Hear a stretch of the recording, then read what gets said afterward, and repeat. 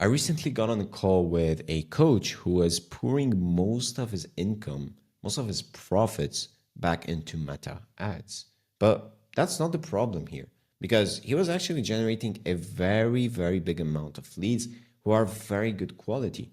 However, for each 1,000 conversations that he was having, he was only booking 16 booked calls, which is equivalent to a 1.6% booking rate. And that's really low compared to the industry average, which is between 10 to 12%.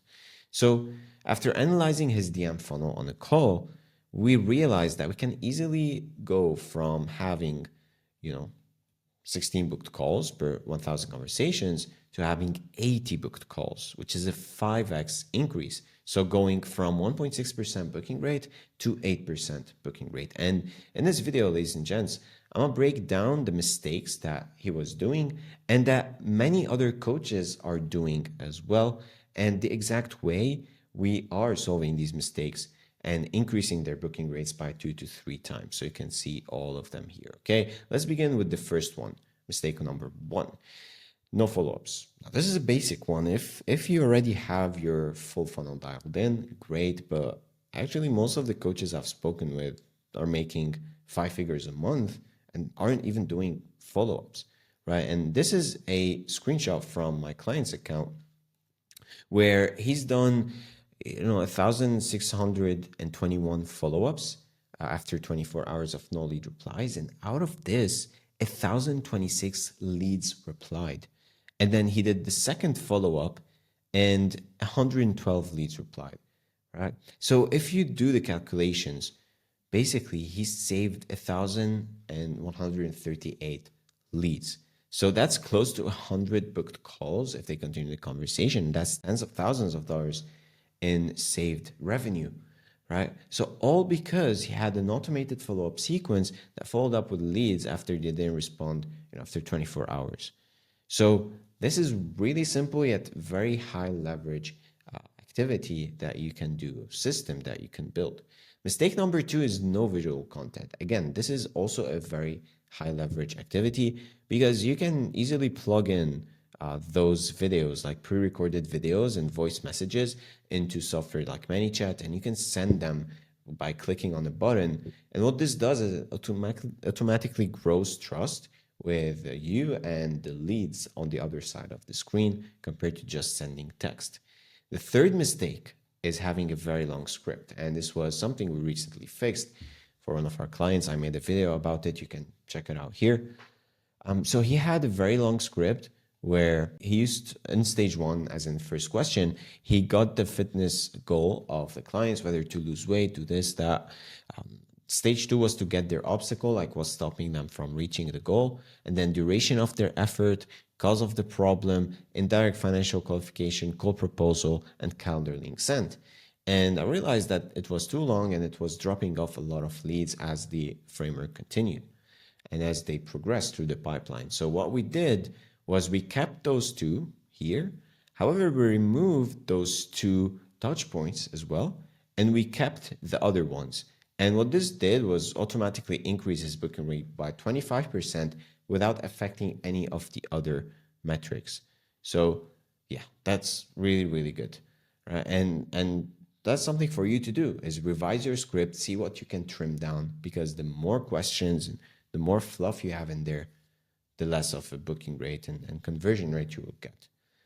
The fourth mistake is a fully booked calendar, and I'll show you what that looks like. If I go onto this calendar, click on it, right? And it will tell me no availability in December.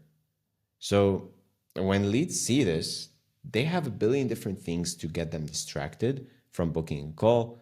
And well, you maybe lost that lead. You can still follow up with them, stuff like that. But the ideal case scenario is to have a few spots open so that they can book a call and you can create some sort of scarcity and urgency for them to book before those spots are swept. But to have a fully booked calendar hurts your booking rate a lot. Mistake number 5 is lack of data tracking. I think that's more of a rookie mistake, but still, I've met with a lot of coaches who were generating mid 5 figures and weren't even tracking their data. and they could easily be doubling that if they did track their data and know their weaknesses in their processes. So the basic data you should track is how many leads you're getting, the call proposed, like when did you propose it, and how many call proposed you have. We can see the total here, the calendar sent, and the call booked.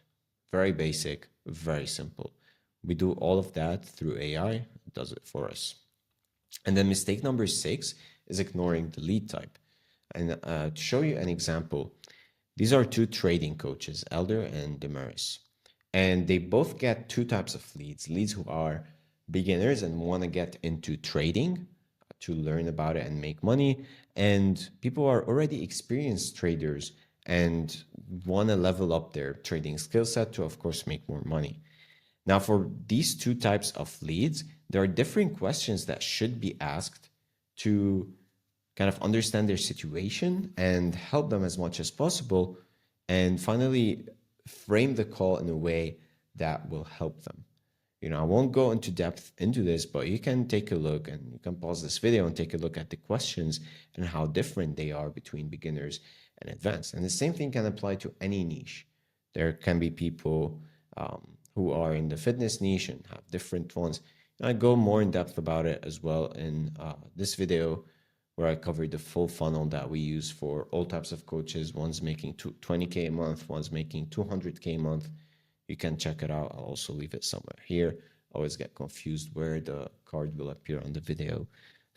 I should probably watch it, but anyway, yeah, that's a lot of videos that I've done so far.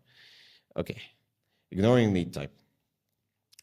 So let me know if you understand this, guys. If not, DM me, I can help you understand it. Mistake number 7 is no soft financial qualification. And this comes in a very easy form in the middle of the script. For example, here, after you ask them about their goals, their obstacles, and stuff like that, before you propose the call, you want to make sure that the leads actually have the money. So you want to ask them, if you're in a fitness niche, like, what do you do for work? Does it keep you stressed? You frame it in a way where you're trying to get to know if they're stressed, but what you want to know is what they do for work and if they have a consistent income coming in. And if you're in a BizUp niche, then you can ask them, so what do you do for work? Are you looking at trading or Amazon FBA or YouTube automation as something that could help replace that, or a side hustle is a goal at the moment? And they will tell you if they're working, if not, and you can qualify them further. And the last mistake is not using AI automations in the age where almost everything is automated by AI. And so that's why I've done a full video where I covered my experience in appointment setting and how different managing human setters and AI setters is, and which is the best team to have.